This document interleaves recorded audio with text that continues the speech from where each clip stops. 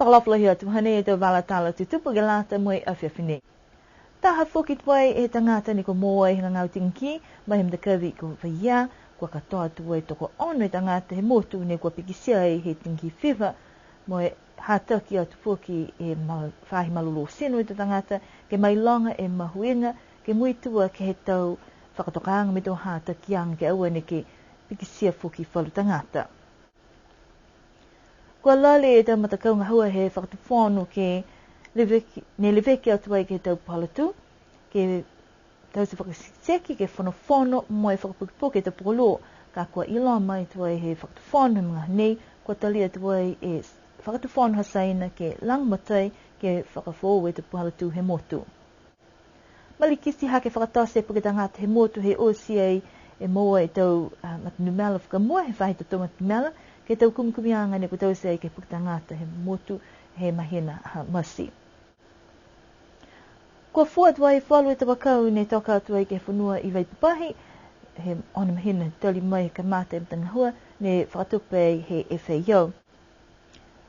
Taha e Pascala ne holwe he malolo he la, ne kua tamai ai ke matangahua, ke lali ke tukutuku he fo e tau ahua kona ne whakataka i ke pulangi. Kua whai whailohanga tuai mai he whahi malolo seno he aho nei, kua whai tangata whoki ne kua moa i he tingi whiwa, mai kua hake tuai e numela ke he ono i tangata. Kua tangata ke ua ki hanei ne kua nākai no fuatu e ke maanga ku tuapa, i loa mai kua whai mga aho whoki ni alo ua nei, ne kua hoko tuai ke he tangata i tuapa. Kua ua tuai mtakau pamunamu ke he kaina he whama i vaia, ke pamu viko tunga ni kua tau sei whoki ke ta maanga ku tuapa mō mtalau. Kua lale whahinga hua malolo sino ke liu ke whakamanatu ai ke he tau tangata, ke mai longa tau hata kianga, hakoe ngangau nei, mai ke pikisia, si nāka i mitaki, ke whakaseanga hakoe mana ka tupu, ne ke tupu e ngangau nei tunga he tau uai whangwhaua, e taha sau ua whumawalu e tangata ne kua lawiai, si taha whoki ne mase. To mai ki ni ke tukutuku hefo e utawhano he ngangau nei, kai ke ko muitu e tau tangata ke tau whakailoanga, mai nā kai o whano ke tam takawi, po ke tau tangata ne kua moa he ngangau utawhano he tau namu. Kua hātaki atu ai ke alau tōru, ne ko mohe tinki, ke nonofo ni ke tu kaina ato mole ngangau, ne ke whakapikisia whoki whalu tangata. Koe tau tūlani tal haila tōru ne kua lata ke nonofo ke tu kaina, mata hala lima hea piaf ke hoko atu ke mata hala fitu he mga hapungi. Koe tau whakakisianga he ngangau tinki, kai ke kua vela sino, mamahe tau vala kakano, patapata mangiho he sino, hahalua, moe fia koko, mamahe manawa, mamahe tau mata, mai toto e tau mea, si pei whoki ni mai ihu. Koe tau hatakianga mga hanege tau tangata he mutu ke mai longa, hahanga ia, e ngau tinki ni we, si kua lata ke muitua ke he tau whakailoanga ne kua moa mai whai malolo sino. Koe tau pahala tu he motu kua lali ai tau whahinga hoi whakatu whono ke whono mai whakapukipuki e tau polo, ako tu mau ni ke tu hang ke lea. Koe whahine le veke atu ai ke tau pola tu he motu, koe whahi si volo mai tāwiri maka, koe toka i ki lalo hefo he tau bisnisi he whakatu whono. Hai whakatala lutur ke mua e tau tatongi mai he whahinga hua infrastructure. Pesini kua whai mdakau mai he Fulton Hogan, ne hoko mai he te mga hoko mole, tau se te whakakuanga me langmatai atu ki he. Tau puhala vali pala tu, hane whai ngā hua whai nene lutulu ke tau mtakawi ne kua kisia kua ke la lahi, hai uta whuki ni ke tau tupi ne kua maua.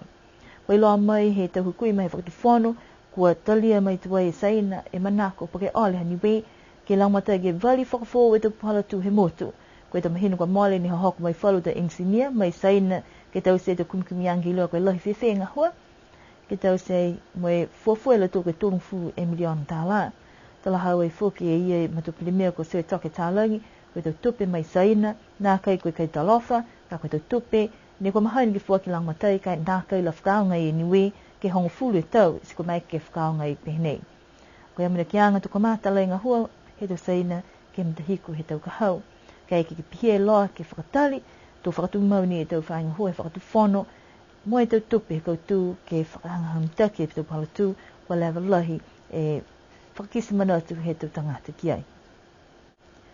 Kua whai ka whakakisianga e whahi to tau matanu meala ke tau kumkumianga to tau poki tangata ne tau se ai ke he tau nei. Kua whakailoa lo tolu koe tuang he poki tangata koe tahe awhi whitseo hongfu maono i tau tangata. Kua malikisi hake ai ke tahseo mai lima tali mai he to tuanga ne tau se ai he tau uawhi hongfu mataha. Mai he tau matanu meala nei koe valu seo tolungu furi tangata ane kai valu seo hongfu maono i whiwhene moe kua lauia uasti to tangata nono fumotu o lau tōru ne kua ewewa mai ke motu ke mga hone tau se ai tau kumkumianga nei. Koe katoa toa he tau tangata no nofo motu, koe tahe awhi lim sau wangfu maono. Whiti seo onongo furi a lau tōru ia koe tangata tāne. Kai wali seo uafu maono e whiwhine. Taha seo tōrungu furu e tangata whenonga ewewa. Koe maanga ni kua mua te takolongi tau tangata koe maanga ko aluvitonga, moe tōru seo hirungfu matori tangata. Ka kona mkuru ni mua te tose me toko hongo furu ni e tangata ne nofo ai. Koe maanga ko hakupu ne mua te tupu e puki tangata mai he taha seo uafuru mahewa e tau uawhi hongfu mataha. Hoko mai ke tau nei koe taha seo warungfu mawaru. Kua lufi toke lau ni ko tō hefo e tau numela tangata mai he ua seo hongfu malima he tau uawhi hongfu mataha ke taha seo limungfu mawaru he tau nei. Koe katoa toa he tau numela whale ni kua nonofu ai tau tangata koe wha seo warungfu malima malikisi hake tuai mai he wha seo fitungfu mafitu he tau uawhi hongfu mataha. Koe tau matanu meala pehe nei ni ko mai ke langmatai whakatawhanu ke tau whiwhirianga halau tōru kai mua te ke puhala ni ko tuwhatuwha moe tau se tau whakaranga hua me tau langmataianga ke he tau tangata i motu. Kua holo ki mua e matanga hua he whaingo whanua ni ko tō e tau kau ni ko whai fuala kau ke whaama i Vaipapahi. Ka mate matanga hua nei ke he tau e kua mali atu whakatua i tamata kau i Pawaki ke liu tō whalua tau kau whoo. Moe tau tupe langmatai mai he matakau e whaiau. Ko tō e lau tōle tau whanga kau ke he kehe ni mai ke tau tangata ke kai moe mua whuki e tau malolo sino. Holo mitake e whakaholoanga nei, se manakini ke tō liwa motoru ke whakaholoanga whuki ke he mahina Novema, ka liuma e pulotu. Ko e whakaholoanga ke tō ahui mua, nakai hawhangi laulahi atu, kai eke ngo manako langmatai, tō mai ke he tangata nei ke whinatu mo ahi atu ke amutolo ato whanua.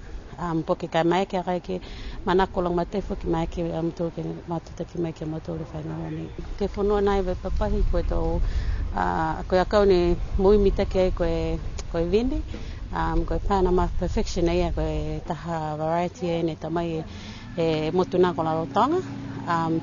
Moe kua whaifua ai, haia whuki for dragon fruit na gaila whahingoa niwe hia ko alata ia moe kauia kai kisia whuki ko whitani he whaifua ko mua mai ai ke mga nei nakai la longa fua takitaha ngai ani sika e manalahi ni ke mga honei ke lari ke leveki moe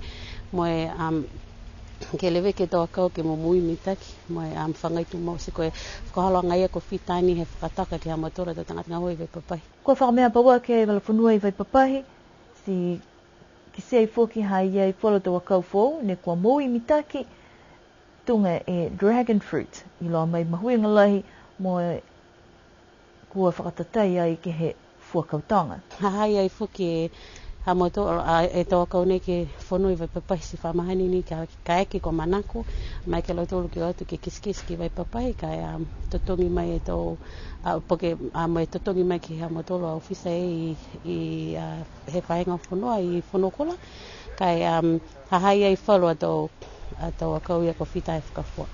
Koe ono anga ni ke tō aho i mua, ke lali ke whakamapopo e whakaholoanga nei ke he tau aonga ne ua, pihia moe tau maanga, moe ono atu ke tau aho kuku e mua, ka eke ko whai,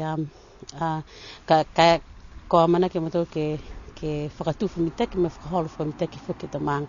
Si kaka ono anga whakalaulahi he project nei, he mga whakamua, ke ingasia e tau kaina osi, moe tahe, moe whai akau fua, ke kai halo tōla tau mga whaa.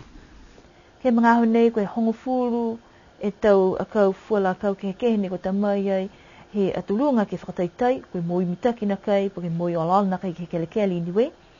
Si koe mga ahu nei kua hai e whoki e whalua tau ngahua e whaingo whanua, mo e tau fuata ke tōle maanga, ko ha kupu tuapa mo tamakotanga, mo ko tōe lo tōru i lalo hefo ke he hongo furu e tau akau whakafua la kau ke tau wala whanua ia. Kua whakafua he whahingo whanua, ua e whangakau, koe tau fua la kau koe vine, ne lanu fua hoi, mai a kau fua koe dragon fruit, ke pāmi vai papahi, pa ke ofisi punua kula, kai ke ni ko manako tu tangata, o lata ni ke matutaki atua i ke whahinga hua. Taha e pleo fōu ne kua whakaonga he malolo mai he la, tunga fuke piskata hori, ne kua tamai ai ke lata mai mutu ne kua niwe, koe ta mutu ne kua kaufula taha i ke matanga hua low carbon fund, ko niwe, nauru tuwalu mawhisi, inga sio e salau tolu me taha pleo pehenei, ke lata e mitanga hua whakahoho ke tu tangata, ke tukutuku hiwhi te maukona, ne kua whakatoka i ke pūlangi. Koe whainga hua Project Management Coordination Unit, ne leweke atua i ke he matanga hua, ne kua fuaki laumatai tupe, mai whafo, si koe hanei e taha whakaloanga. Talahau ia ne kua takitake e whakaloanga ne kua Jacinta Levy he kau, koe tau tupe ne kua mō mai he Global Environment Facility, mai nā keila whai whakatoka anga paua, ke lau tūlu mai koloa nei, kai amina ki ke mai ki ai, kia whangi atua i ke whakaonga he tau te mutu, o ke tau tangata whenonga vaewa mui whaita tungi. Ka koe mga hone whakangufua ni ke tātua i ke tau aha whakatātā, ke whakakiskisi ai, ke tau maanga, tau whai whakatokanga paua ki ke tau mga himua. Ki si ai fōki ni ke aha whakatātā he maanga ko makifu, e whia te whānau ni kua o atua i meheke pelewa ni, fōwanga ia ni e koloa nei ke mutu, na mana ki ke leweke atu ki ai, ke mai ke whakaonga mo taha puhala ke o whanua i te tangata. Whakausi mai nei te wala tala tutupu, a mana ki ke mrene o ke o ki whahatapu ne hangawa te kei, o nima ke niri matu tak te henei fōki ke whaitapu hau, nona wha, nini pō, tō liri o ke whilewea.